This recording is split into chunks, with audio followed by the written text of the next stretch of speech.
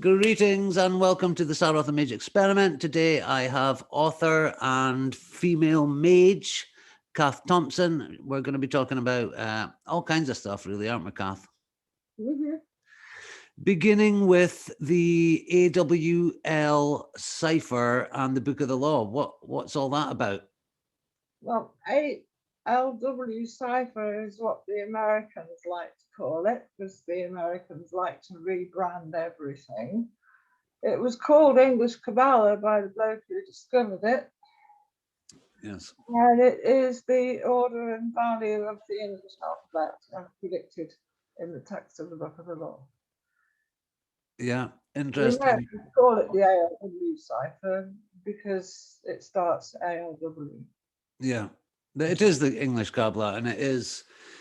Well, I was wondering when I was reading your marvelous books. I've only got two of them. I bought one, and you sent me one. Stellar Magic. I've got there. ALW English Qabbalah there.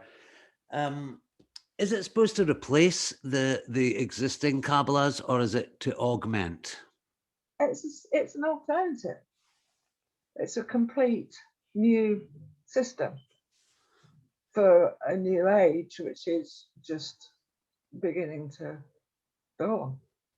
Mm-hmm.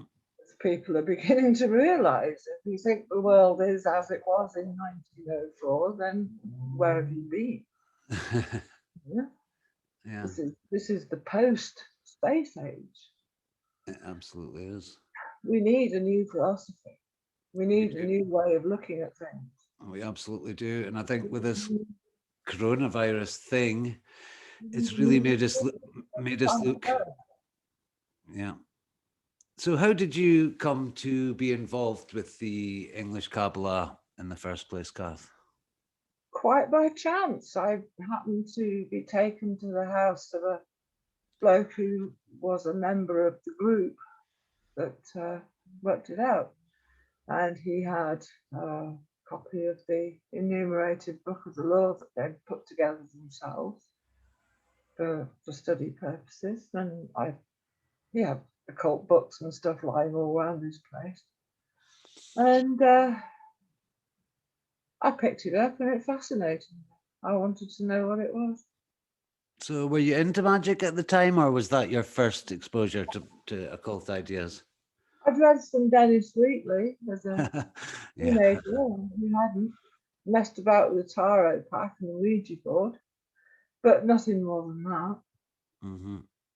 And the OAA, I mean, I know magical groups have secrets and stuff, but is that like a thelemic organization or just a group of friends, or what is the OAA?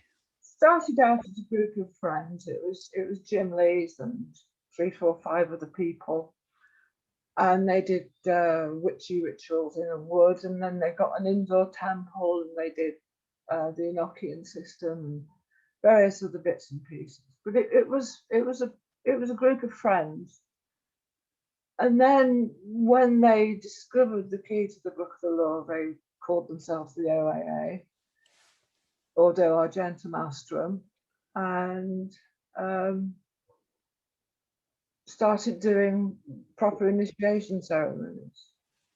And I was the second and youngest person to be initiated with a regular sort of man of earth ceremony.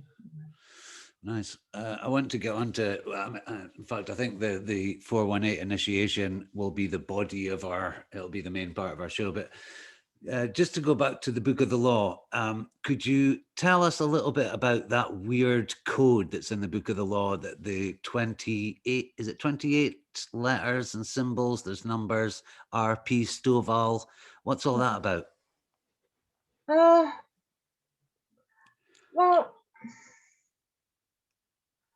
as far as we could make out, and this is not necessarily the whole story, you understand, this is just as far as we got. These 28 characters divide into 3 groups, 10 characters and then 8 characters and then 10 more characters. And the 2 groups of 10 are arranged as 2 trees of life. and the group of 8 is arranged in a straight line to represent a trunk.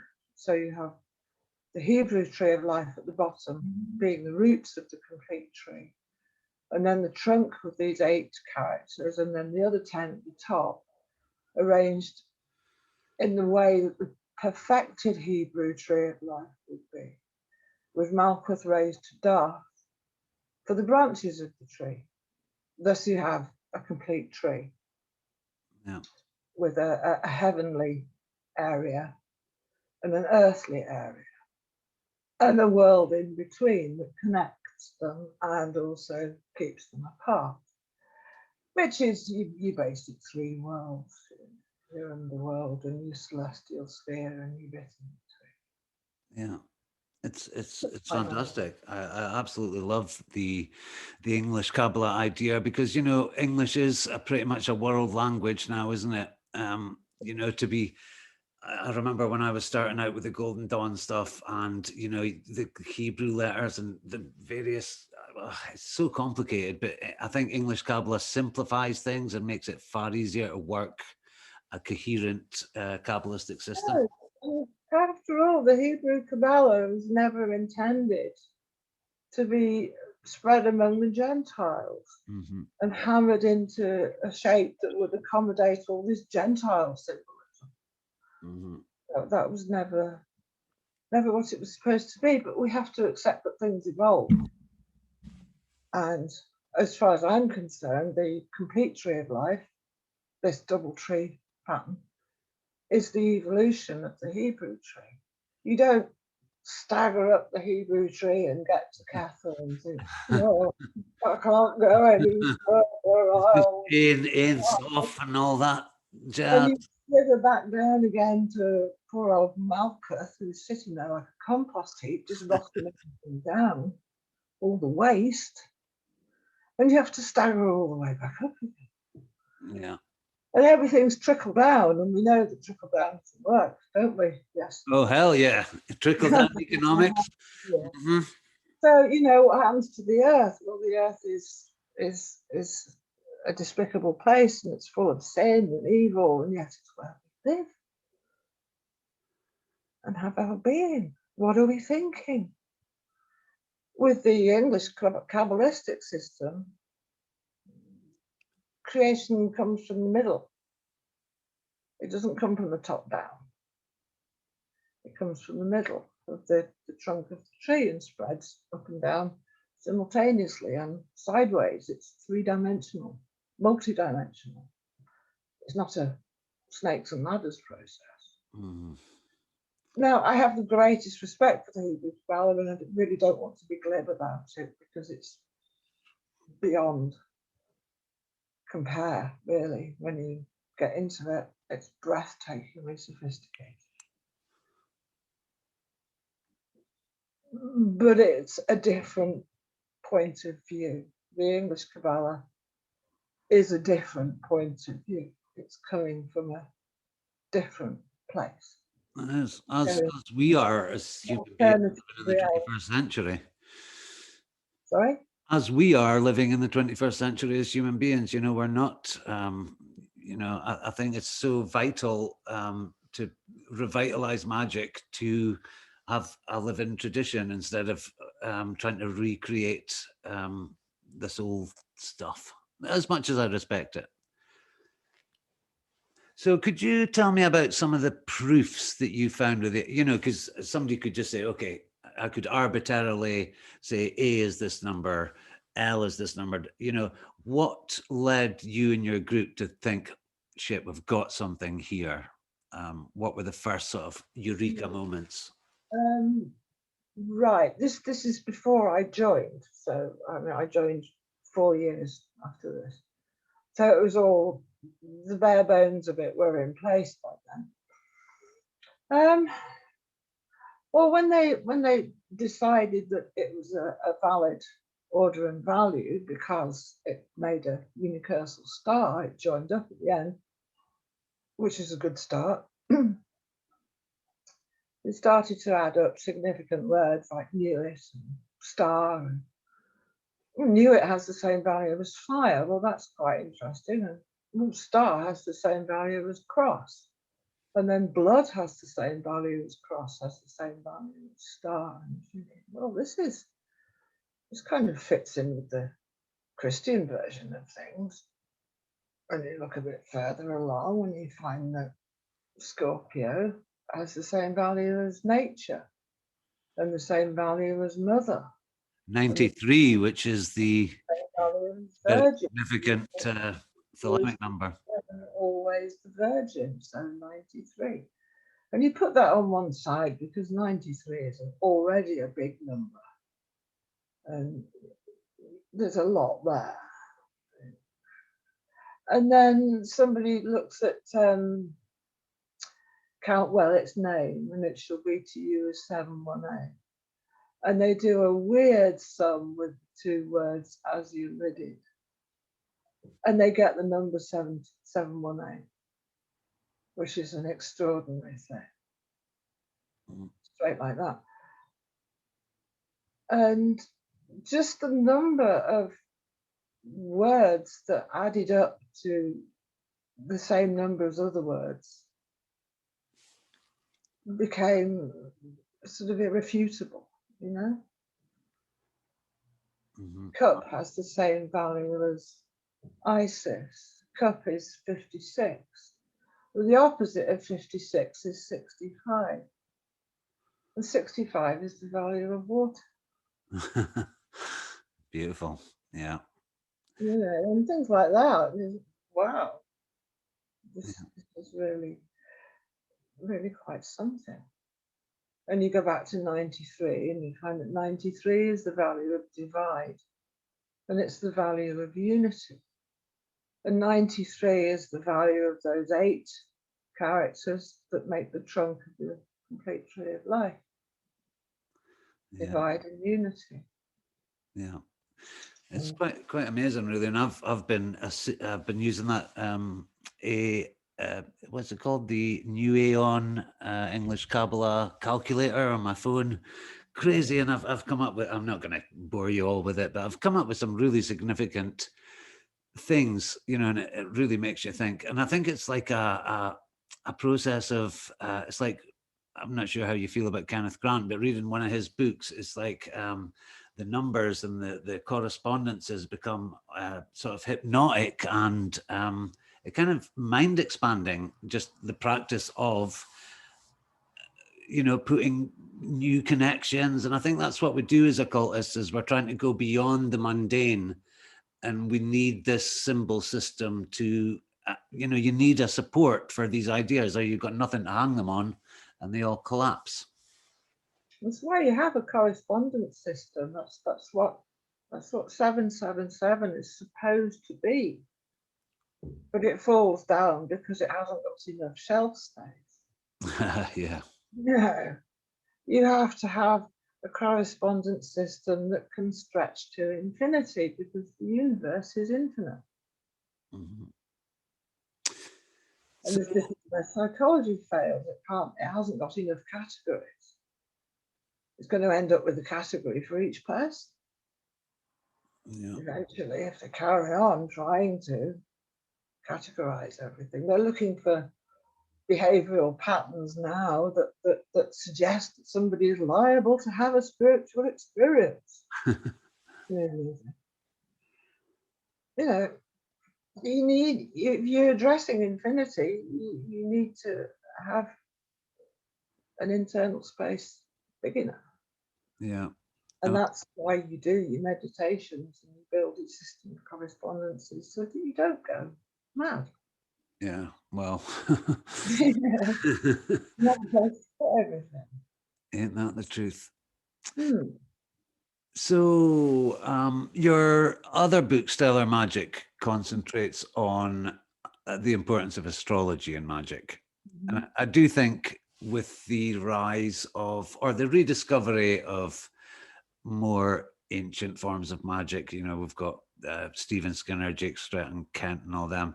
You know, for a while, I don't think people were, but I am trying to get to grips with it. I don't truly, too many numbers for me, but could you give us a little kind of introduction to, if I was a new magician, Why do I need to understand astrology?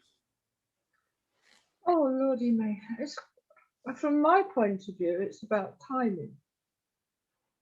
Astrology, natal astrology, the astrologer will draw up the chart for the moment of your birth and tell you what kind of a person you are based on the aspects in your natal chart. So the idea is that anything born in a moment of time will have the characteristics and qualities of that moment of time.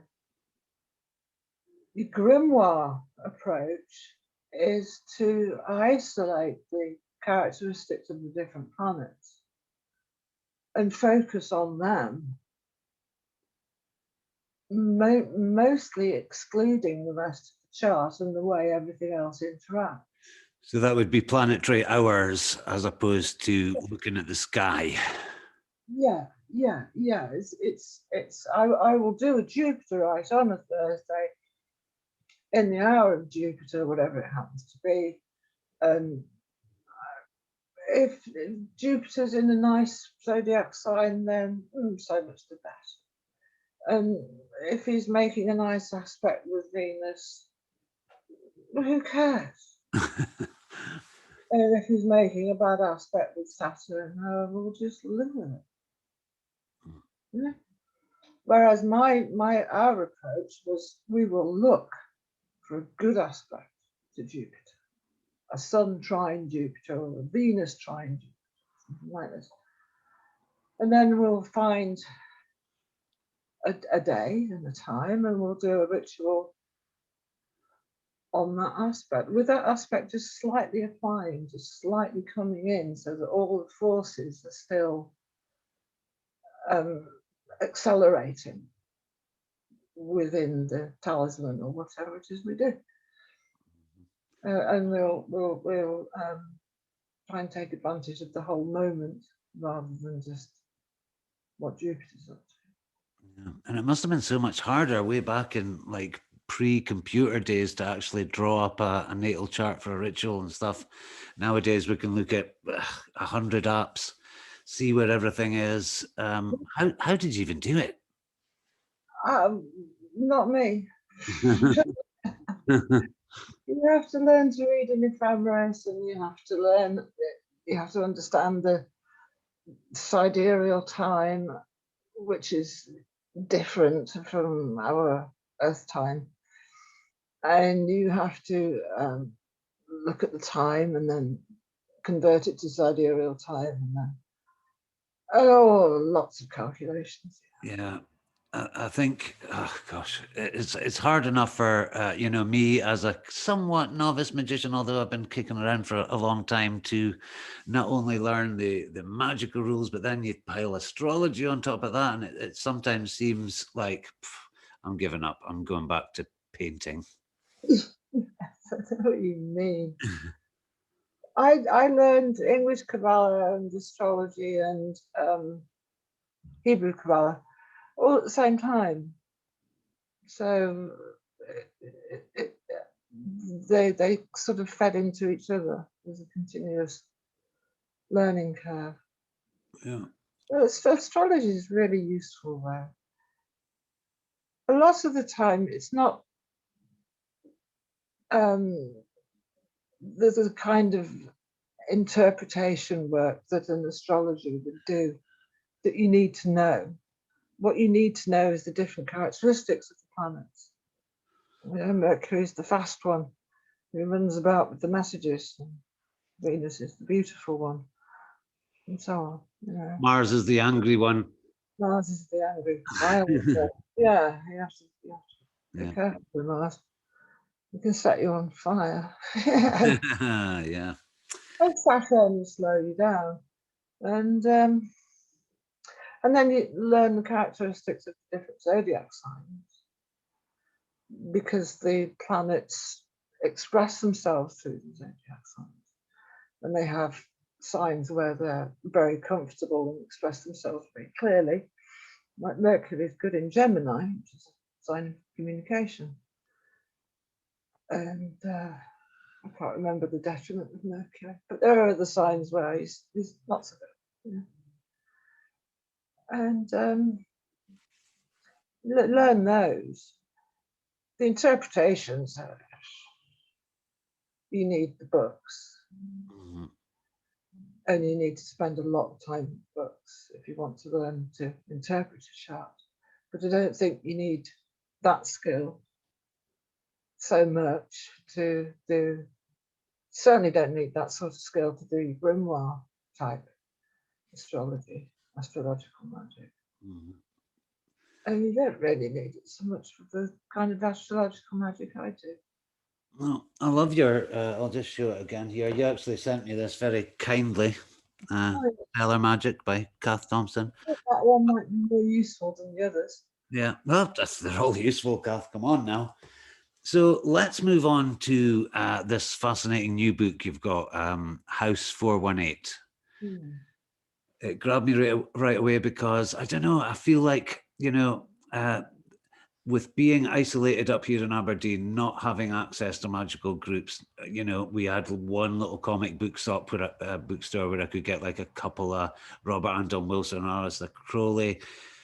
The idea of self-initiation is important to people that, you know, this is what the channel's supposed to be about. It's like dispensing knowledge, or, you know, from you know, old hands like yourself, not old, but hands. So could you explain the premise behind the House 418? 418 is the value of Libra plus Scorpio plus Sagittarius plus Capricorn. Those 4 signs are the signs of autumn going into winter. Or, you know, autumn equinox is the beginning of Libra, and the winter solstice is the beginning of Capricorn. It's the autumn season when nature is apparently dying. Translate that into magical terms, it's the judgment hall of Osiris. Libra is the scales. And Scorpio, which is the sign and house of death, is the death. And then Sagittarius, who's half horse, half man, is the immediate post-mortem stage. And then Capricorn is the final sort of ascension, or whatever you think it is, you know, wherever you get to, heaven or into the light or whatever. The Elysian fields, you know. And so the premise is you wobble into the judgment hall of Osiris in Libra and say, here I am. You judge yourself because there's nobody else there. So you judge yourself before the throne of Osiris. You submit yourself to death. You essentially die. And then you go through the post-mortem thing. And then you're lifted up to a... I don't like using these transcendentalist expressions, but I have to. Higher state of consciousness. Consciousness expansion is what it is, really. It's an awful lot of these experiences seem to come from above, block and bring you, come down, you know, trickle through your scalp into your being. Some of them will pick you up. That's what they feel like they're doing. They feel like they're bodily picking you up. And some of them just feel like they're blowing your head like a balloon.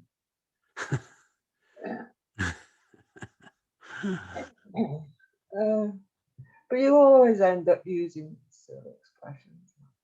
It lifts you up. Well, yeah, kind of like that. Yeah, and that's the basic plan. You put yourself through that process. Judgment, death, putrefaction, rebirth. Yeah. Kind of like the IAO formula of Thelema and Golden. Yeah, kind of like Pyramidos, kind of like all of them. When it comes down to it, kind of like the Catholic confession and absolution. All the same. So this one has 4 stages, not 3. and it relates to stuff going on outside, movement of the sun, seasons. It brings you into tune with all that. So would it be primarily an initiation ritual, or is it something you would do every year? It's an initiation ritual, and it's something you would do every year. Yeah. Another important aspect is the Sun-Venus conjunction. Yeah, well, we did that first. That was our first major astrological initiatory ritual experiment, based on the fact that Sun plus Venus has the same value as magician. 107. 107, yes. And we determined that the stages of the experience that you go through after you've done a 107 are this 418 process. You have this moment of judgment, which is actually your Sun-Venus ritual itself. That's your Libra stage, and then you bang along the other 4 points of the pentagram through the other signs. I think it's interesting that 418 was a very significant number in the previous system as well. Oh, it was so close. In some of his work, he was a sort of gnat's whisker away. It's amazing that he didn't get ALW, but he clearly didn't. He would have trumpeted it from the rooftops. But there are clues. I mean, it says in the book that the beast will not be the one that gets it. Sorry. Sorry. Booted the desk. Yes. Yes. And yeah, it came about because 3 calculators came up with the same number, 286. And Jim said 286 is 13 times 22, but it's also 11 times 26. Yeah. 22 hints at the Hebrew alphabet, then maybe the 26 hints at the English alphabet. Yeah. So count 11 and see what we get. And again, there's the Ordeal X. So Ordeal X is basically the alternative title for the 418 ritual. Is that right? More or less, yeah. It seems to be a generic title for all sorts of ordeals of a crossing from one stage to another. And whether there's another one that we haven't discovered yet, I don't know. I don't know if the 418 is the Ordeal X. I don't know if the Sun-Venus is the Ordeal X. It's one of them. Tell me a little bit more about how this all, because you know, reading your books in series, it's a progression of ideas. So you start with, hey, we found the cipher, and then, oh wow, stellar magic all ties into this. You know, the numbers all, you know, all tie in, and then with this latest one, it's like you're building a coherent language and system of magic. So take us back to the Book of the Law. Why? How you know, like some of the lines, for instance, what are they again? The ones that add to 418. Oh, the one in chapter 3 that precedes the spell called the sky. Thus saith the prophet unto the gods, I think. Yeah. That's 418. And don't want to test your memory here. I've written them in the book. I know. I left my notes at my partner's house, so I'm like, we're winging it as usual. But yeah, there does seem to be internal evidence in the Book of the Law that kind of predicts that someone will find a system in there, a hidden system. Thou shalt discover the order and value of the English alphabet. Thou shalt find new symbols to attribute them, and more or less. In chapter 1, I think. or maybe chapter 2. Yeah. I mean, yes, predicted there. There comes one to follow thee, Yeah. as I say not. So do you think that was Jim Lee's, like Crowley somehow predicted that Jim would come after him?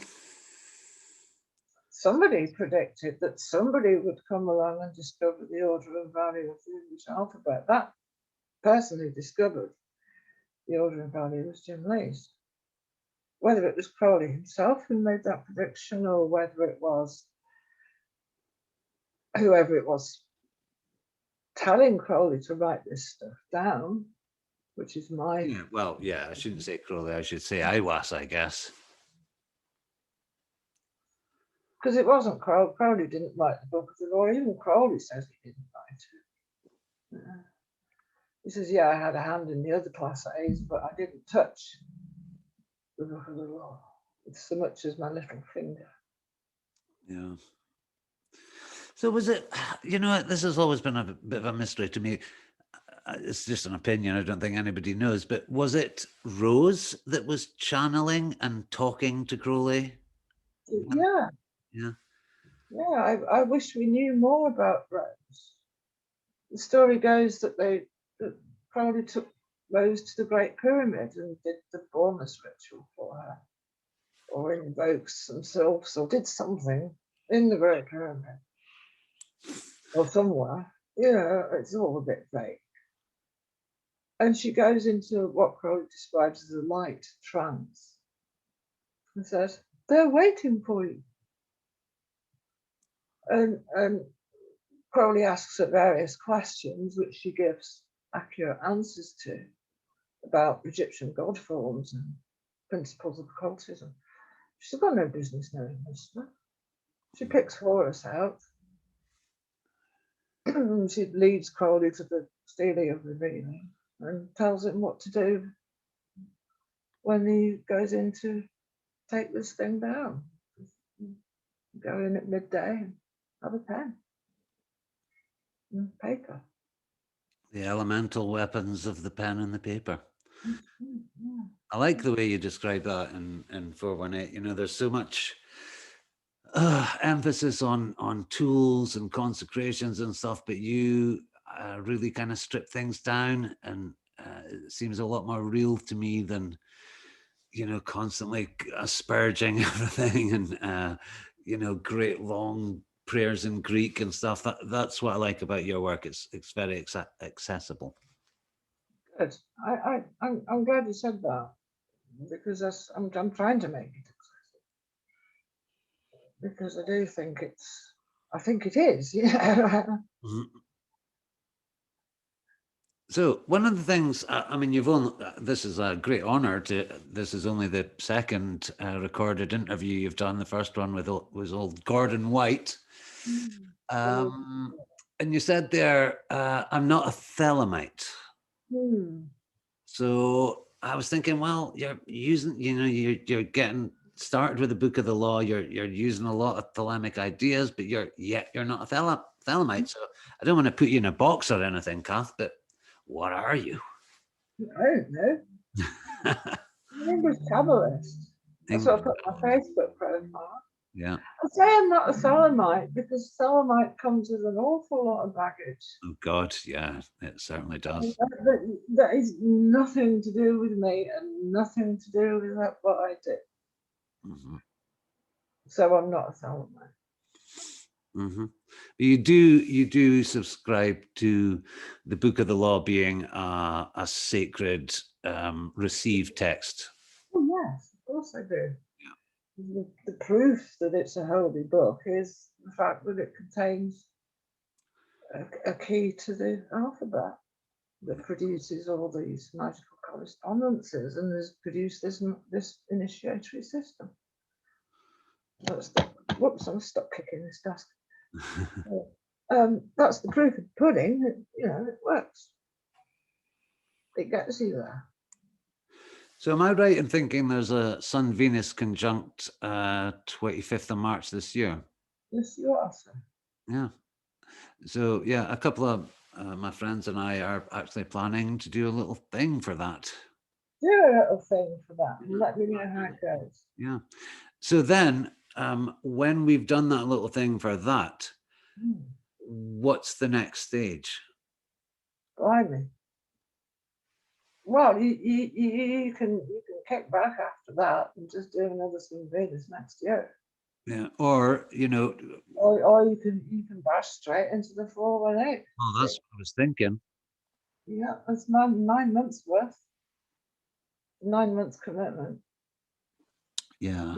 It's not solid all the way through every day. It's 11 days every month. But it gets more intense as it goes along. Yeah. Could you describe the process of the intense 418? You watch the moon cycle. In our theory of stellar magic, the moon reflects what's going on in the heavens into the immediate environment of the magician, being the nearest body to the earth. So you watch the lunar cycle and you watch when the moon gets to Libra and you watch when the moon gets to 15 of Libra. It's this area from 15 degrees of Libra to 15 degrees of Scorpio that astrologers will tell you is very bad luck. Burning way. It's the burning way. That's the burning way, yes. Yeah. 15 of Libra to 15 of Scorpio. If you're doing horary astrology and you find the moon there, you have to bin the chart because you can't predict anything. It's one of the things about moon in Scorpio. You can't predict anything because everything's dying there. Nothing can have a future. So you watch the lunar cycle and you do your meditation on the judgment in Libra. And then you do your meditation on death with the moon in Scorpio. And then you think about what happens next in Sagittarius. And by the time the moon gets around to Capricorn, it ought to be telling you something, if you're doing it properly. You know, it will come to you. And you do that for 3 months, and you build up this awareness of the lunar cycle, how it's progressing through the zodiac and coming back round to the Libra.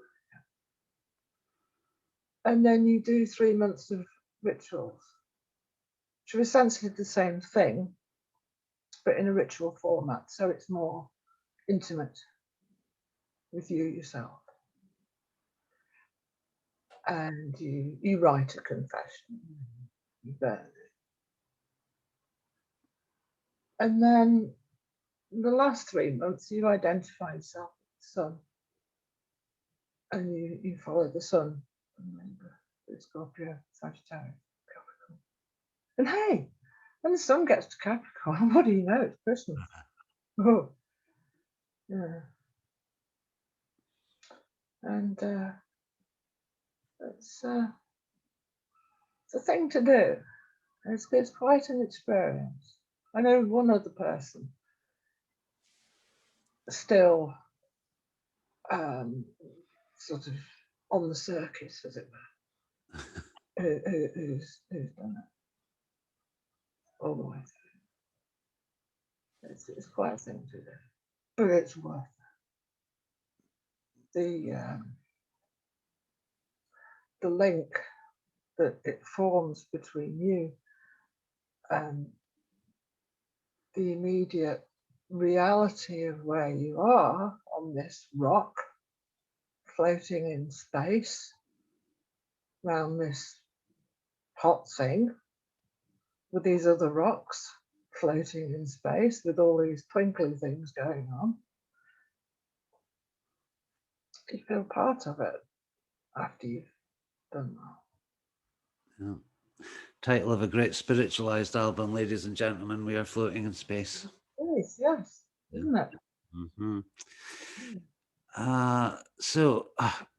It's just so beautiful. It's kind of lulled me into a hypnotic trance already. So when is the book coming out, Cath? And you've got another pamphlet coming out, don't you? I have. That pamphlet is a gas.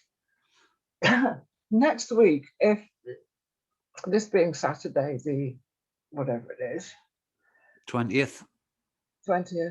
next week sometime. Either Tuesday or Thursday, I'm not quite sure. And what's the pamphlet about, Cath?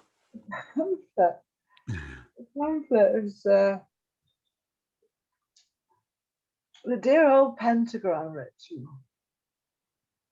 It's well regarded. Yeah, Everybody learns it. It's what you cut your teeth on. absolutely. I'm And still doing it. time everybody's been doing magic for 3 or 4 years, they hate the pentagram ritual. Yeah. It's the most old-fashioned and tedious thing. Nobody does it anyway. Yeah. And they tend to put other people off doing it as well. Mm-hmm. I think it's you know. So what have you done to it, Cath? Well, we've been trying to rewrite this blessed thing for years because it's a really neat little ritual and it really does work. If you could just get it away from the Hebrew, Yeah. nudge it into something else. So we've been tinkering away with this thing for ages. And came up, Jim and I came up with a Trinity formula that we fitted onto the 418 by turning it into 4 things: life, time, now, and here. Yeah. So I thought, oh, you've got the 4 quarters. You can instead of inscribing your pentagrams with the Hebrew characters, you can inscribe your pentagrams with numbers and vibrate English words. Mm-hmm. Because you can't do English letters and vibrate Hebrew names. They don't like it. They really don't like it. So we did that for a bit. And we're now in the East and life in the South and here in the West, and tried different things for the North for the time, the Scorpio one, and eventually came down to being. So you got now, life, here, being in the 4 quarters. Mm-hmm. So that was quite nice. And I've got an English Qabbalah group on Facebook, so I shared this with the group, this little formula of 4. So look, this is an alternative way of looking at the 4 quarters. And Aquarius Knox, you know Aquarius Knox? Oh, of course. Lovely lady. She's in that group. And she said, oh, that's interesting. I thought, oh, great, somebody liked it. Let's carry on. I hope I'm in that group, by the way. I'm in a group called ALW CIPHER, but I'm not sure if it's that group. No, it's not. No, it's probably no. Oh, you'll have to send me an invite, Cath. Come on, don't keep me outside. I will do, mate.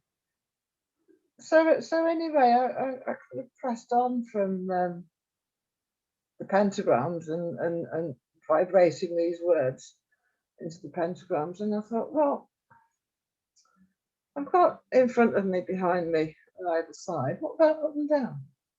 Mm. What about up and down? Let's get the other dimension in here, and well, that'll give me 6. Well, let's make it 7. Let's have 7 points of reference here.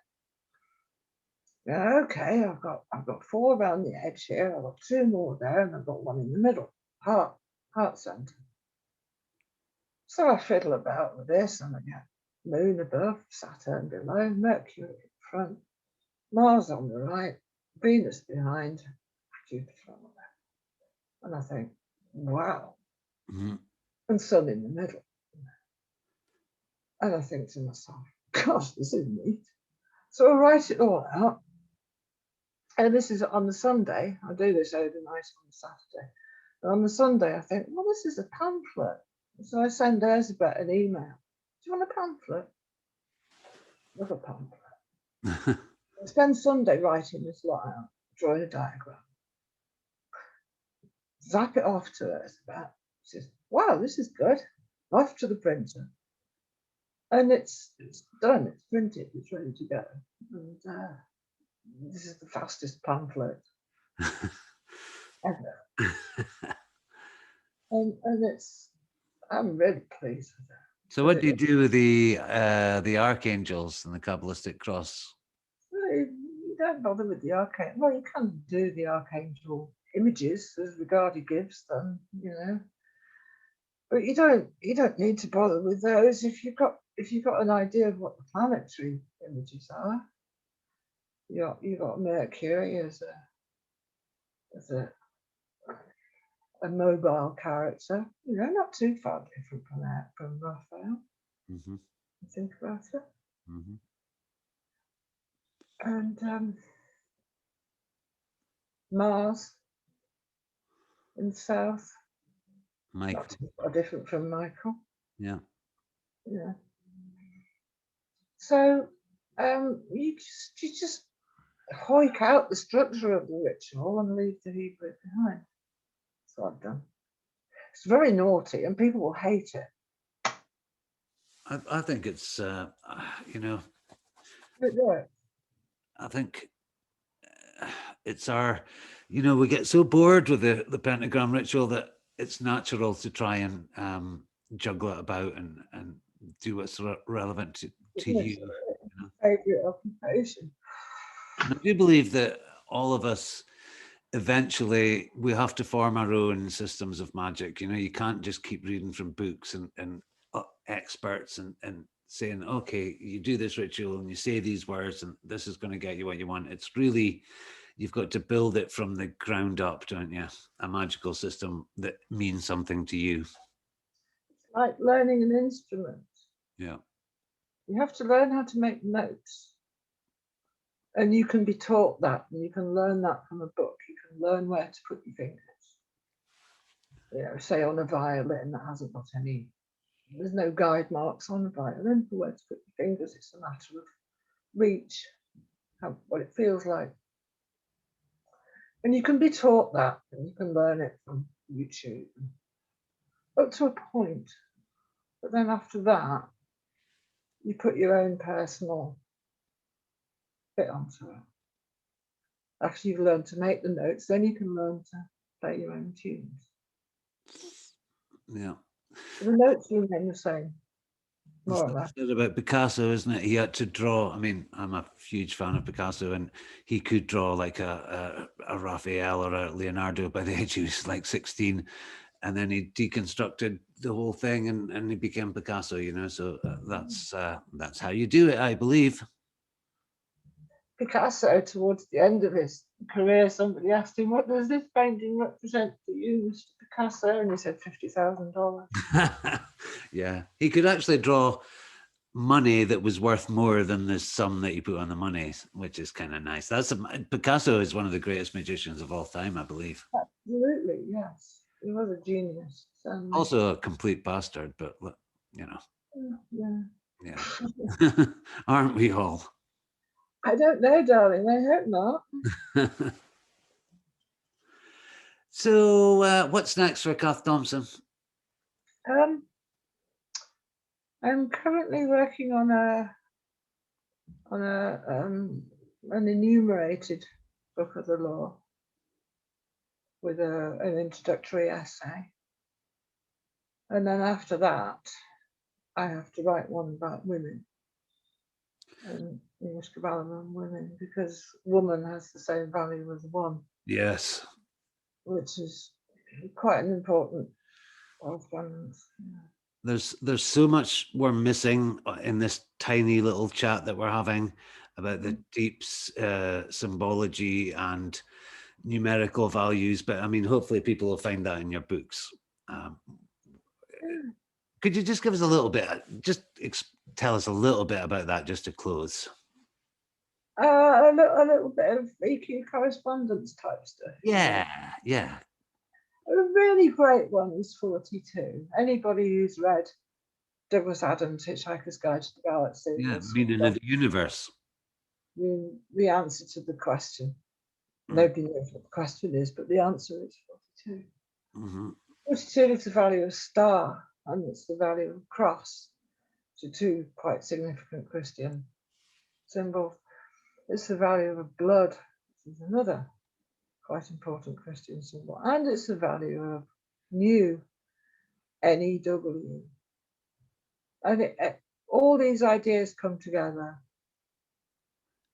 in the number 42. The number 42 becomes a symbol for blood and star and cross and new, and also sin, which is another 52, which is I a sort didn't know that one. of side of the coin, which kind of pads it out a little bit.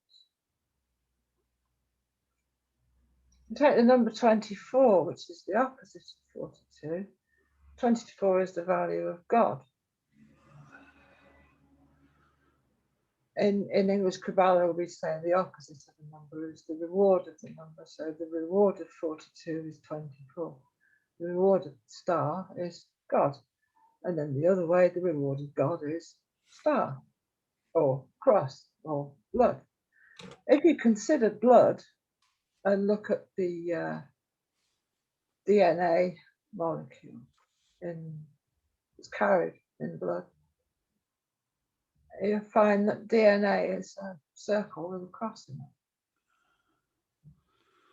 Yeah, which is also in the manuscript of the Book of the Law. That's where we get the Ordeal X idea from, isn't it? Yeah. The cross shape, there's the Calvary cross, there's the crucifixion shape, and there's the equal-arm cross, the cross of the elements, plus sign, and there's the X cross, like the letter X, like the multiplication sign. So 42 is quite a busy number. If you look at 78, 78 is the value of Nuit. That's the same value as fire. Nuit as the goddess of the primal fire. That's quite nice. Queen of infinite stars. Same value as Lilith. There's also a bit of a fiery goddess. 128 is quite an interesting one. The beast, the scarlet woman. It is the value of Aphrodite and the value of Baphomet and the value of Scarlet Woman. It's the value of House of God. No, that's 107. 128 is the value of Sun and Venus. So there was the idea that once you got through the Sun Venus, you might receive the title or the characteristics of Baphomet or Scarlet Woman, depending on your orientation. Interestingly for me, I was given a magical name way back when I first started. I was doing like books out of the Isadora Forest Isis stuff, and I was kind of channeling and stuff, which I'm not sure about nowadays, but the name I got adds to 128, interestingly enough. Also the value of righteous. There you go. Nice. Yes. 128, 28 is the value of word, and the value of holy, and the value of Ankh. Well, that's quite a nice one.